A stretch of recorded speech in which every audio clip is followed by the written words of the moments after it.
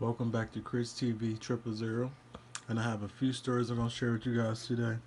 Now, some stories I'm gonna share, I'm gonna try to make it good, but with that being said, you guys be safe, stay blessed, and always do a good deed. New York City police officers are recovering after this happened. They were responding to a 911 call in the Bronx of an armed man Wednesday night. Watch as they approach the suspect. They barely have time to talk to the guy before he pulls out his gun and opens fire. You can see one officer return fire as the other wrestles him to the ground. All three were wounded in the struggle. The female officer was struck first, and that's when she returned fire. Luckily, everyone survived. One of the officers was released from the hospital Thursday afternoon in time for Thanksgiving dinner. The other officer is still recuperating, and so is the 23-year-old suspect. But New York has some of the toughest gun laws in the country. So how did that guy get a gun in the first place?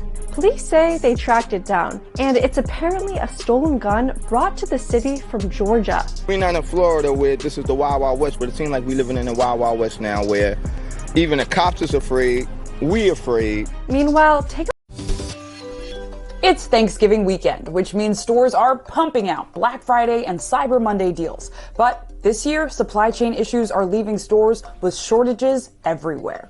Just look at the ports. The number of ships waiting to unload in Los Angeles hit a record high earlier this month, and once docked, it's taking almost 2 weeks to unload. So it's no surprise retailers are scrambling, importing supplies early and at bigger quantities to keep shelves stocked. Here's the other thing. There's also a huge shortage of truck drivers. According to the American Trucking Associations, the country needs around 80,000 more drivers to meet current demands. With COVID, with stimulus checks, a lot of drivers retiring, schools shrinking because of CDC guidelines, the supply and demand formula really shifted. Brad's company is working to refuel America's supply chain by targeting a new generation of drivers, young folks. There's no pay gap tied to race and gender because everybody gets paid by the mile. So it's a very attractive career. I don't know of any other career where you can go from unemployed or underemployed to 4 weeks of training and off at a career making $50,000, $60,000 right out of the gate. Currently, the minimum age requirement for a commercial truck license to drive over state lines is 21. But the newly passed infrastructure bill is launching a pilot program that's going to allow 18 to 20-year-olds to start driving.